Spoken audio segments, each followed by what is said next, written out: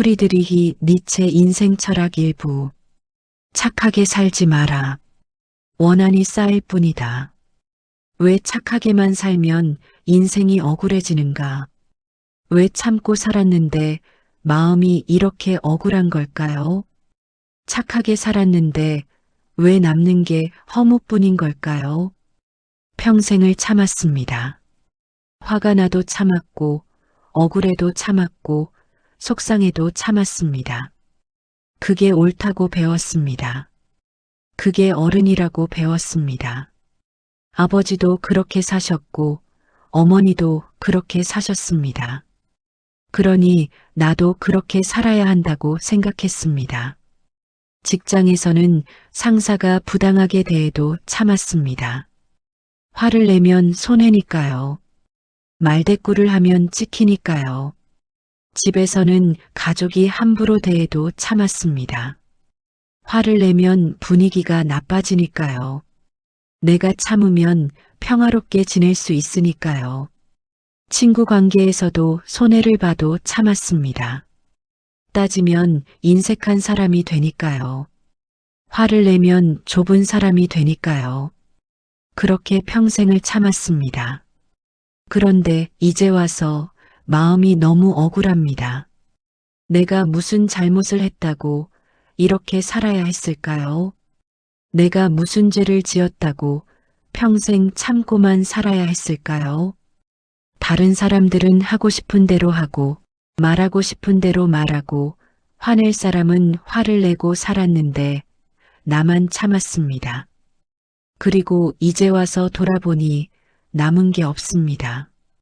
존중받은 기억도 별로 없고 인정받은 적도 별로 없습니다. 오히려 만만한 사람 취급을 받았고 쉽게 대하는 사람이 되었습니다. 착하게 산 보람이 어디 있습니까? 참고 산 의미가 어디 있습니까? 우리 세대는 참는 것이 미덕이었습니다. 부모님은 말씀하셨습니다. 참는 게 이기는 거다. 화내는 사람이 지는 거다. 학교에서도 그렇게 가르쳤습니다. 착한 아이가 되어라. 순종하는 아이가 좋은 아이다. 사회에서도 마찬가지였습니다. 참는 사람이 성실한 사람이고 순종하는 사람이 좋은 직원이었습니다. 그래서 우리는 참았습니다. 상사가 소리를 지르면 고개를 숙였습니다. 이유가 뭔지도 모르고 잘못한 게 뭔지도 모르지만 일단 고개를 숙였습니다. 죄송합니다. 잘못도 하지 않았는데 사과했습니다. 왜냐하면 그게 편했으니까요. 그게 빨리 끝나는 방법이었으니까요. 동료가 일을 떠넘겨도 받았습니다. 아니, 이건 내 일이 아닌데 하고 싶었지만 말하지 못했습니다. 말하면 분위기가 나빠지니까요. 말하면 나만 이상한 사람이 되니까요. 가족이 함부로 대해도 참았습니다. 아내가 짜증을 내면 왜 그래? 하고 싶었지만 그냥 조용히 있었습니다. 물어보면 더 화를 내니까요. 가만히 있으면 시간이 지나가니까요. 자식이 무례하게 말해도 참았습니다. 내가 너를 키웠는데 어떻게 그렇게 말을 해? 하고 싶었지만 말하지 못했습니다.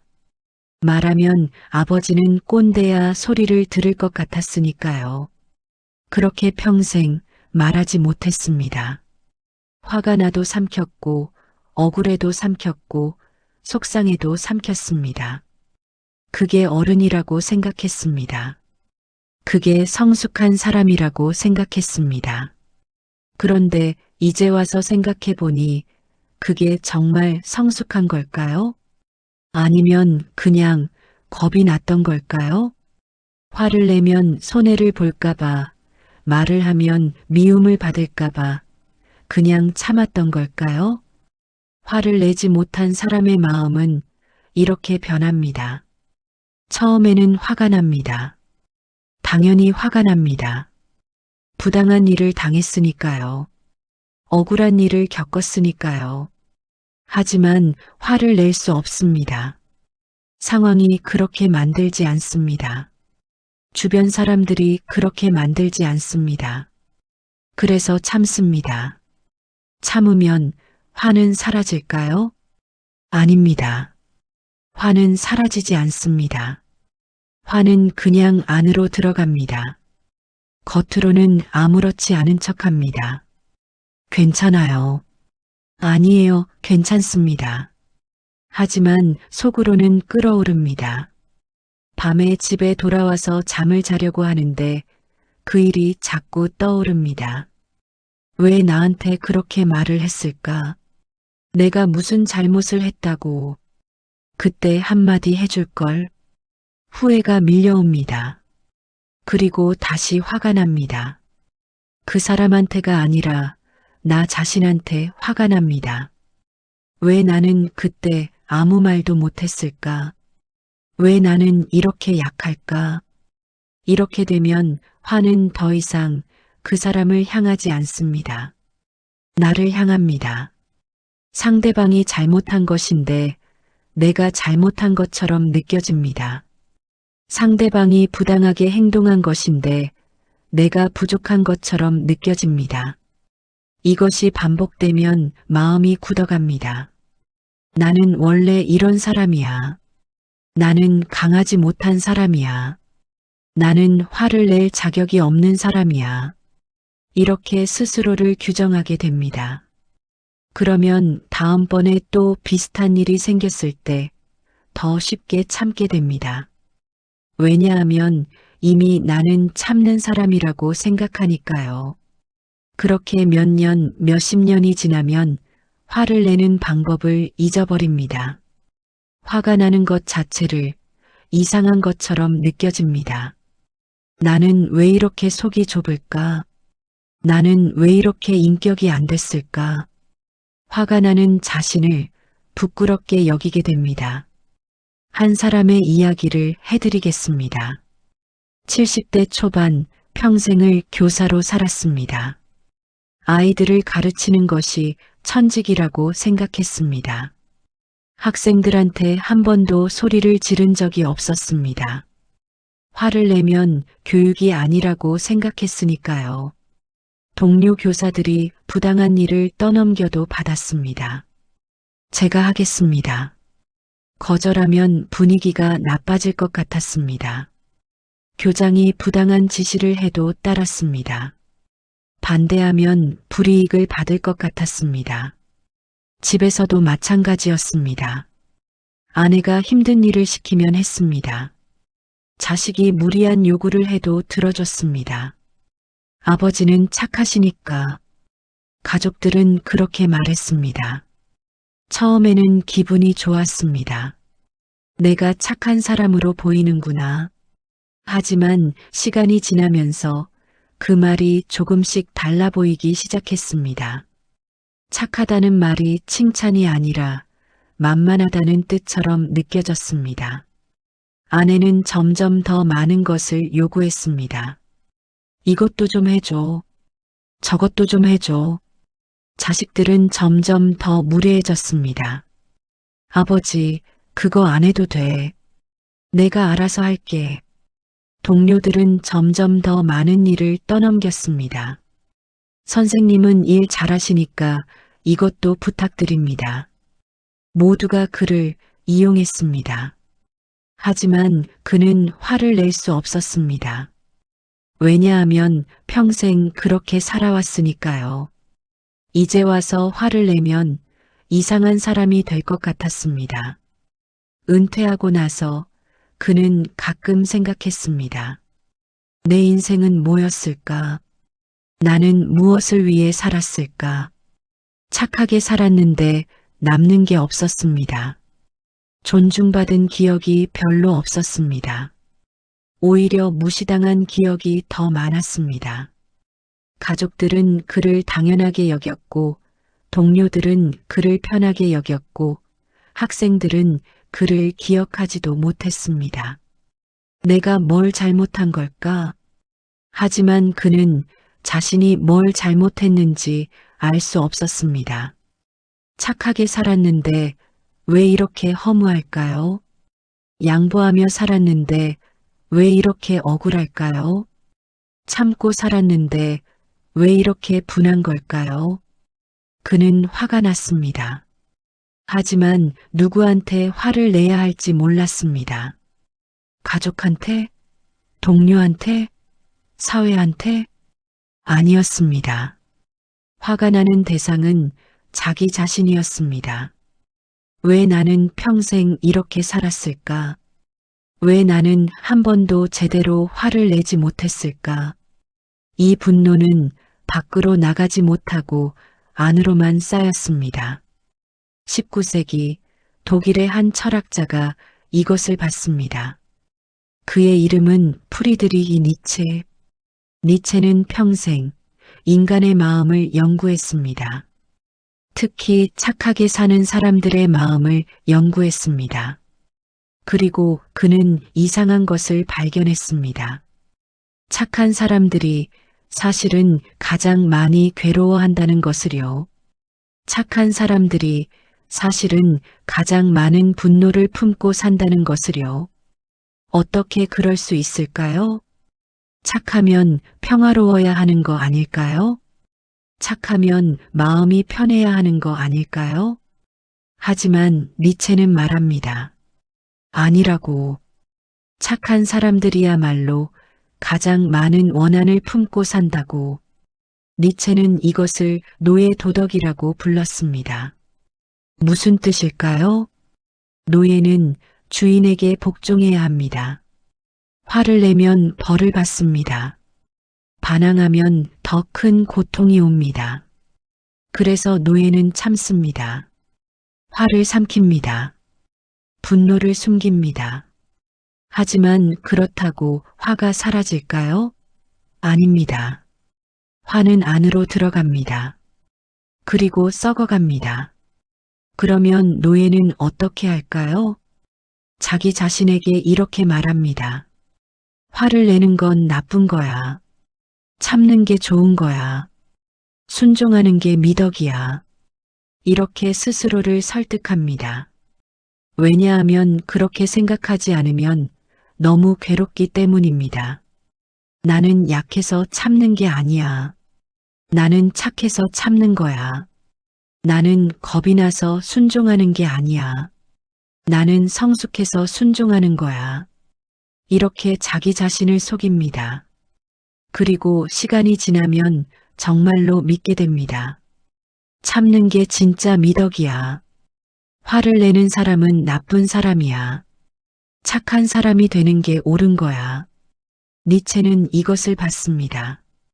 착함이라는 것이 사실은 두려움에서 나온 것임을, 미덕이라는 것이 사실은 무력함에서 나온 것임을, 선함이라는 것이 사실은 억눌린 분노에서 나온 것임을, 우리는 착해서 참는 게 아닙니다. 우리는 두려워서 참는 겁니다. 화를 내면 손해를 보니까 참습니다. 반항하면 미움을 받으니까 순종합니다. 그리고 나서 스스로에게 말합니다. 나는 착한 사람이야. 하지만 마음 깊은 곳에서는 알고 있습니다. 이게 착함이 아니라는 것을, 이게 두려움이라는 것을, 니체는 이것을 원한이라고 불렀습니다.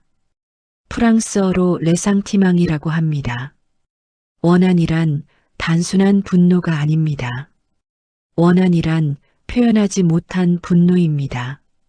밖으로 나가지 못하고 안으로만 썩어가는 분노입니다. 생각해 보십시오. 누군가 당신을 부당하게 대했습니다. 화가 났습니다. 하지만 화를 낼 수 없었습니다. 그러면 그 화는 어디로 갈까요? 사라질까요? 아닙니다. 안으로 들어갑니다. 그리고 썩기 시작합니다. 처음에는 그 사람에게 화가 났습니다. 하지만 시간이 지나면 자기 자신한테 화가 납니다. 왜 나는 그때 말을 못했을까? 왜 나는 이렇게 약할까? 이렇게 되면 화는 원한이 됩니다. 원한을 품은 사람은 자기 자신을 미워합니다. 자신이 약하다고 생각하고, 자신이 부족하다고 생각하고, 자신이 가치 없다고 생각합니다. 그리고 이상한 일이 일어납니다. 자기 자신을 미워하면서도 동시에 자기 자신을 정당화하려고 합니다. 나는 약한 게 아니야. 나는 착한 거야. 나는 겁이 나서 참는 게 아니야. 나는 성숙해서 참는 거야. 이렇게 스스로를 설득합니다. 하지만 마음 깊은 곳에서는 알고 있습니다. 이게 거짓말이라는 것을. 그래서 더 괴롭습니다. 니체는 말합니다. 원한을 품은 사람은 자기 자신과 싸우고 있다고. 밖으로는 착한 척하지만 안으로는 분노로 가득 차 있다고. 밖으로는 평화로운 척하지만 안으로는 전쟁을 치르고 있다고. 이것이 착하게만 사는 사람의 진짜 모습입니다. 우리 세대는 이렇게 살아왔습니다. 화를 내면 안 된다고 배웠고, 참는 것이 미덕이라고 배웠고, 순종하는 것이 좋은 것이라고 배웠습니다. 그래서 평생 참았습니다. 직장에서 부당한 대우를 받아도 참았고, 집에서 무시당해도 참았고, 사회에서 억울한 일을 당해도 참았습니다. 그리고 스스로에게 말했습니다. 나는 착한 사람이야. 나는 성숙한 사람이야. 하지만 니체는 물어봅니다. 정말 그럴까요? 정말 착해서 참은 걸까요? 아니면 두려워서 참은 걸까요? 정말 성숙해서 순종한 걸까요? 아니면 무력해서 순종한 걸까요? 이 질문은 불편합니다. 왜냐하면 우리는 평생 스스로를 착한 사람이라고 믿어왔으니까요. 하지만 니체는 말합니다. 이 불편한 질문을 마주해야 한다고. 왜냐하면 이 질문을 마주하지 않으면 평생 원한을 품고 살게 되니까요. 평생 자기 자신을 미워하며 살게 되니까요. 생각해 보십시오. 당신이 평생 참았던 이유가 뭡니까? 정말 착해서였습니까? 아니면 화를 내면 손해를 볼까봐 두려워서였습니까? 정말 성숙해서였습니까? 아니면 반항할 힘이 없어서였습니까? 이 질문에 정직하게 답하는 것이 니체가 말한 첫 번째 단계입니다. 자기 자신에게 솔직해지는 것, 내가 착한 게 아니라 두려웠다는 것을 인정하는 것, 내가 성숙한 게 아니라 무력했다는 것을 인정하는 것, 이것은 부끄러운 일이 아닙니다. 오히려 정직한 일입니다.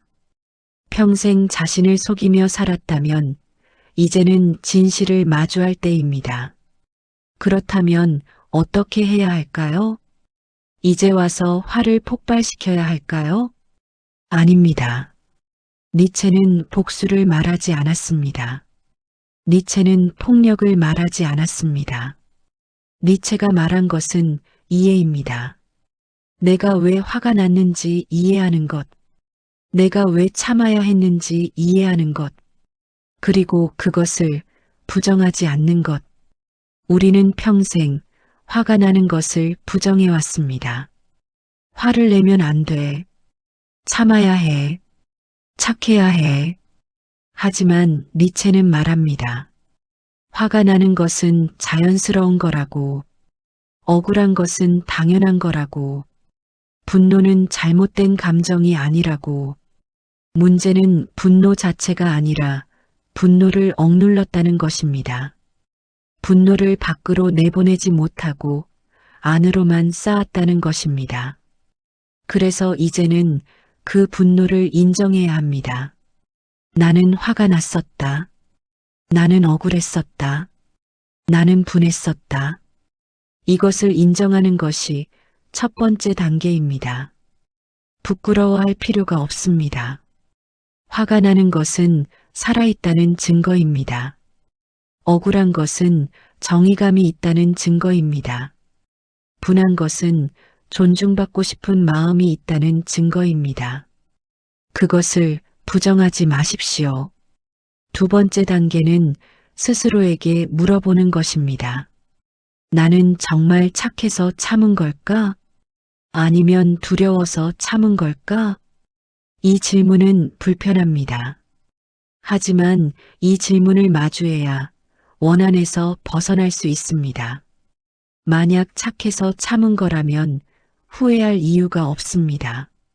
하지만 두려워서 참은 거라면 그것을 인정해야 합니다. 나는 두려웠다. 나는 무력했다.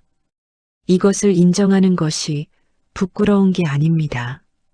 오히려 용기 있는 일입니다. 평생 자신을 속이며 살았다면 이제는 진실을 마주하는 것입니다. 세 번째 단계는 착해야만 한다는 믿음을 의심하는 것입니다. 우리는 평생 착해야 한다고 배웠습니다. 하지만 니체는 물어봅니다. 정말 착해야만 할까요? 정말 항상 참아야만 할까요? 정말 항상 순종해야만 할까요? 그렇게 살면 존중받을까요? 그렇게 살면 행복할까요? 아니었습니다. 우리는 착하게 살았지만 존중받지 못했습니다. 우리는 참고 살았지만 행복하지 못했습니다. 그렇다면 착함이란 무엇일까요? 니체는 말합니다.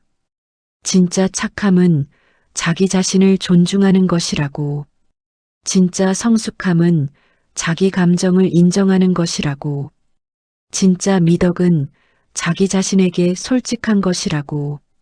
네 번째 단계는 작은 실험을 해보는 것입니다. 오늘 하루 딱 하루만 참지 않아 보는 겁니다. 누군가 부당하게 대하면 말해보는 겁니다. 그렇게 말씀하시면 기분이 나쁩니다. 처음에는 어색할 겁니다. 두려울 수도 있습니다. 하지만 해보십시오. 그러면 알게 될 겁니다.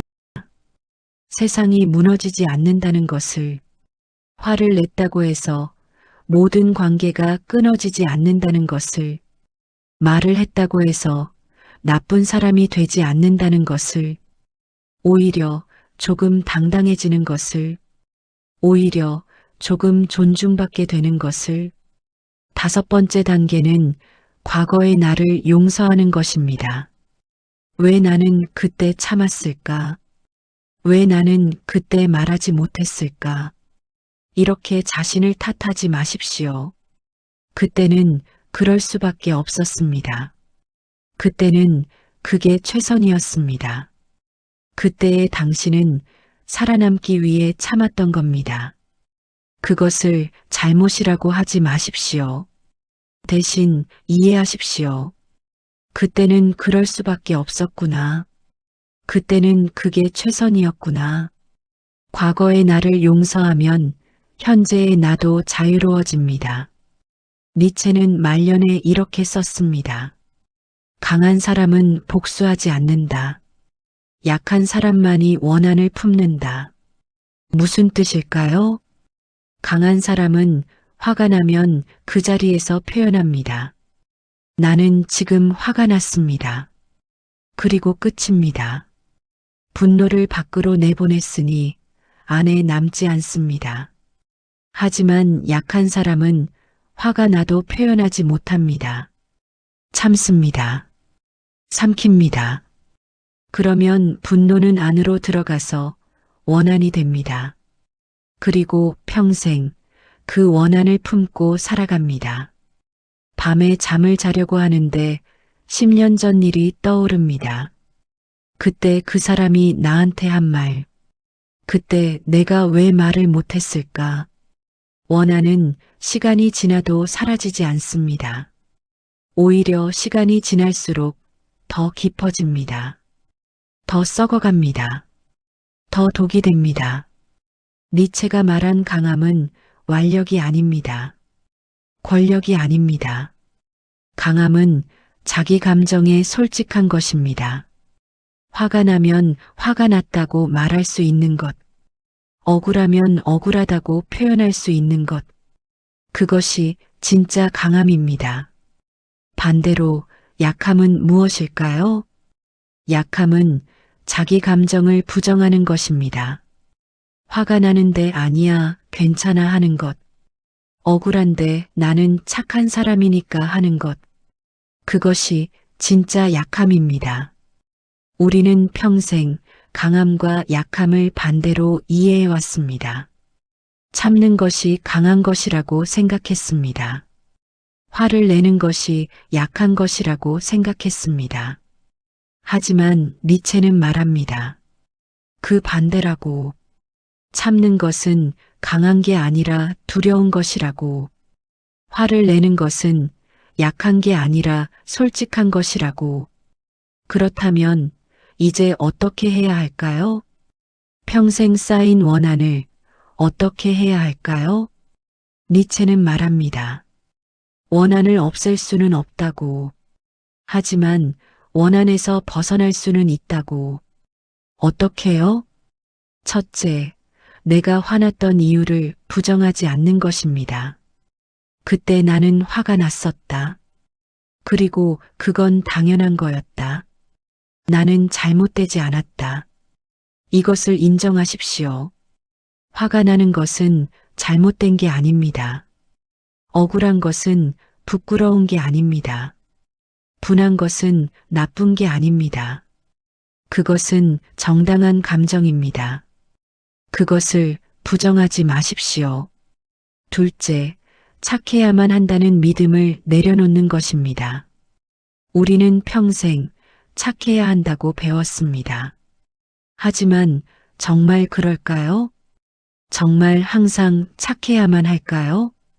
정말 항상 참아야만 할까요? 니체는 물어봅니다. 착함이란 도대체 누구를 위한 것이냐고. 당신을 위한 것입니까? 아니면 당신을 이용하는 사람들을 위한 것입니까?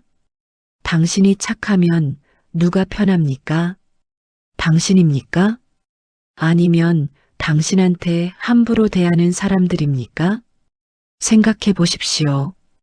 당신이 평생 착하게 살았을 때 누가 가장 이득을 받습니까? 당신입니까? 아니었을 겁니다.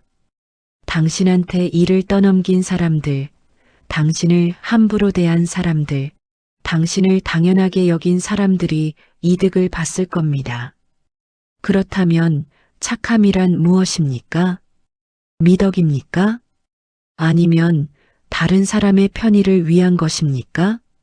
니체는 말합니다. 착함이라는 것이 때로는 억압의 도구라고, 권력자들이 약자를 통제하기 위해 만든 개념이라고. 착하게 살아라. 순종해라. 참아라. 이렇게 가르치면 사람들은 저항하지 않습니다. 부당한 일을 당해도 참습니다. 억울한 일을 겪어도 순종합니다. 그리고 스스로에게 말합니다. 나는 착한 사람이야. 이것이 니체가 본 노예 도덕의 본질입니다. 셋째, 자기 자신에게 질문을 던지는 것입니다. 이 질문들을 천천히 하나씩 해보십시오. 종이도 필요 없고 펜도 필요 없습니다. 그냥 조용히 앉아서 스스로에게 물어보십시오. 첫 번째 질문. 나는 정말 착해서 참았을까? 아니면 두려워서 참았을까? 이 질문에 정직하게 답해 보십시오. 아무도 듣지 않습니다. 당신만 아는 대답입니다. 정직하게 답하십시오. 두 번째 질문. 내가 평생 참았을 때 누가 가장 편했을까? 나였을까요? 아니면 나를 이용한 사람들이었을까요? 생각해 보십시오. 세 번째 질문. 만약 그때로 돌아간다면 나는 똑같이 행동할까? 그때 참았던 순간으로 돌아간다면 또 참을까요? 아니면 이번에는 말할까요? 상상해 보십시오. 네 번째 질문. 나는 지금도 여전히 참고 있을까? 지금도 말하고 싶은데 참고 있는 것이 있습니까? 화가 나는데 삼키고 있는 것이 있습니까? 있다면 그것은 무엇입니까? 다섯 번째 질문. 내가 진짜 원하는 것은 무엇일까? 착한 사람으로 보이는 것입니까? 아니면 나 자신으로 사는 것입니까? 정직하게 답해 보십시오. 이 질문들은 불편합니다. 왜냐하면 우리가 평생 피해왔던 질문들이니까요. 하지만 이 질문들을 마주해야 원한에서 벗어날 수 있습니다. 자기 자신을 이해할 수 있습니다. 어떤 사람들은 이렇게 말합니다. 이제 와서 뭐가 바뀌겠어요? 평생 이렇게 살았는데. 맞습니다. 평생 그렇게 살았습니다. 하지만 니체는 말합니다. 늦은 것은 없다고. 70세에 깨달아도 80세에 깨달아도 그것은 의미가 있다고. 왜냐하면 깨닫는 순간부터는 다르게 살 수 있으니까요. 완전히 바꿀 수는 없을 겁니다. 평생의 습관을 하루아침에 바꿀 수는 없습니다. 하지만 조금씩은 바꿀 수 있습니다. 오늘 누군가 부당하게 대하면 말해볼 수 있습니다. 그렇게 말씀하시니 기분이 좋지 않습니다. 처음에는 어색할 겁니다. 목소리가 떨릴 수도 있습니다. 하지만 괜찮습니다. 말하는 것 자체가 이미 변화입니다. 내일 또 비슷한 일이 생기면 또 말해볼 수 있습니다. 그렇게 조금씩 연습하는 겁니다. 완벽하게 할 필요는 없습니다. 그냥 조금씩 시도하는 것만으로도 충분합니다.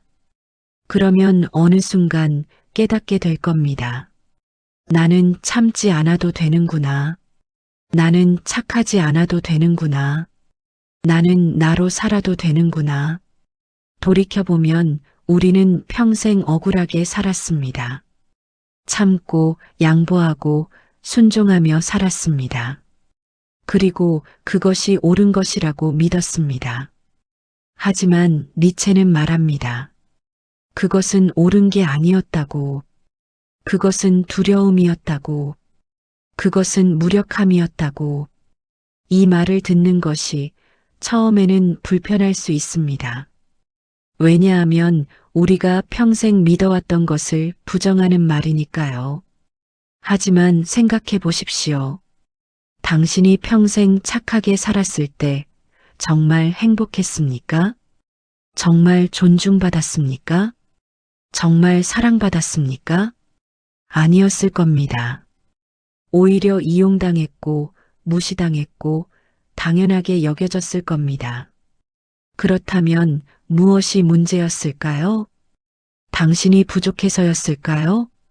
아닙니다. 당신이 너무 착했기 때문입니다. 당신이 너무 참았기 때문입니다. 당신이 자기 자신을 너무 부정했기 때문입니다. 니체는 말합니다. 자기 자신을 부정하는 사람은 다른 사람한테도 존중받지 못한다고. 자기 감정을 무시하는 사람은 다른 사람한테도 무시당한다고. 자기 자신을 사랑하지 않는 사람은 다른 사람한테도 사랑받지 못한다고. 그렇다면 이제 어떻게 해야 할까요? 자기 자신을 존중하는 것, 자기 감정을 인정하는 것, 자기 자신을 사랑하는 것. 이것이 니체가 말한 진짜 강함입니다. 한 가지 더 기억해야 할 것이 있습니다. 당신이 억울했다면 그것도 당신의 힘이었습니다. 무슨 말이냐고요? 억울하다는 것은 정의감이 있다는 뜻입니다. 화가 난다는 것은 살아있다는 뜻입니다. 분하다는 것은 더 나은 것을 원한다는 뜻입니다. 만약 당신이 아무것도 느끼지 못했다면 그것이 더 문제였을 겁니다. 만약 당신이 부당한 일을 당하고도 아무렇지 않았다면 그것이 더 이상했을 겁니다. 하지만 당신은 억울했습니다. 화가 났습니다. 분했습니다. 그것은 당신이 살아있다는 증거입니다. 당신이 정의감이 있다는 증거입니다. 당신이 존엄성을 가지고 있다는 증거입니다. 니체는 말합니다.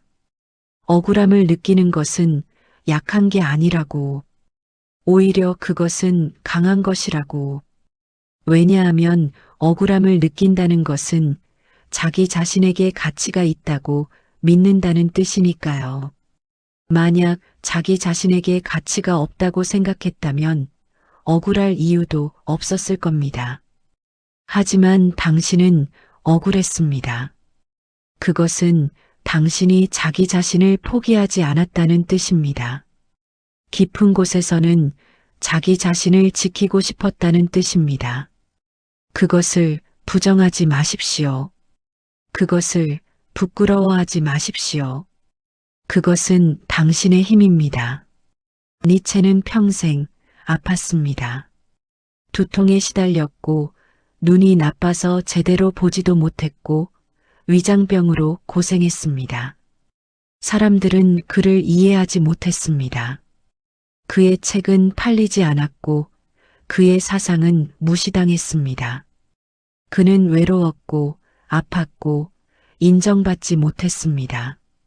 하지만 그는 자기 자신을 부정하지 않았습니다. 세상이 그를 거부해도 그는 자기 자신을 거부하지 않았습니다. 사람들이 그를 이해하지 못해도 그는 자기 자신을 이해했습니다. 그래서 그는 끝까지 글을 썼습니다. 끝까지 생각했습니다. 끝까지 자기 자신으로 살았습니다. 그는 말년에 이렇게 썼습니다. 나는 내 운명을 사랑한다. 자기 인생이 완벽하지 않아도 그는 사랑했습니다. 고통스러웠어도 그는 사랑했습니다. 인정받지 못했어도 그는 사랑했습니다. 왜냐하면 그것이 자기 자신의 인생이었으니까요. 당신의 인생도 마찬가지입니다.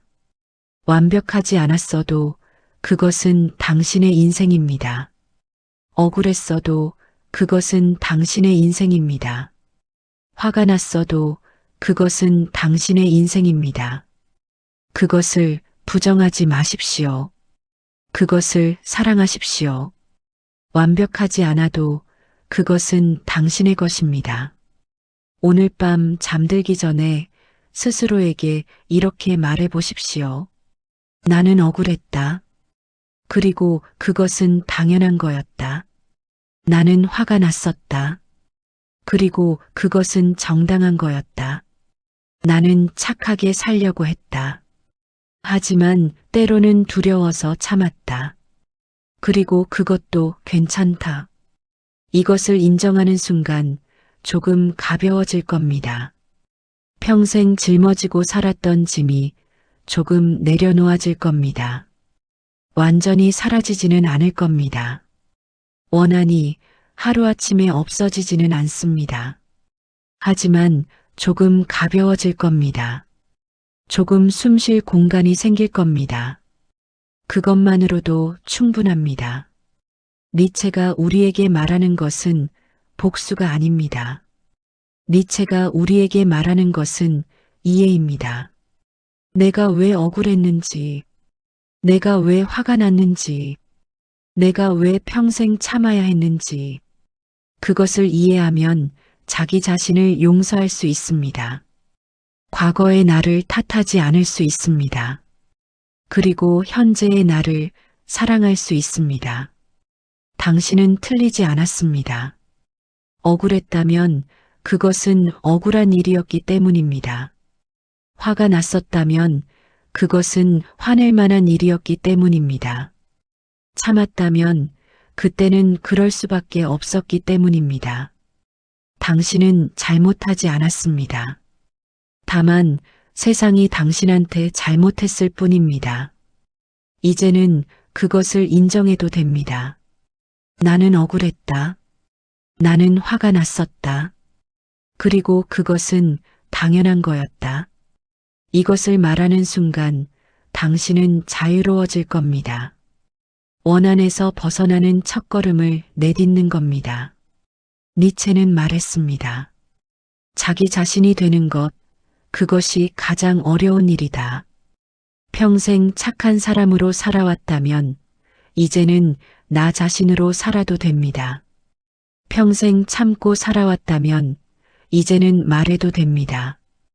평생 순종하며 살아왔다면 이제는 거부해도 됩니다. 늦지 않았습니다.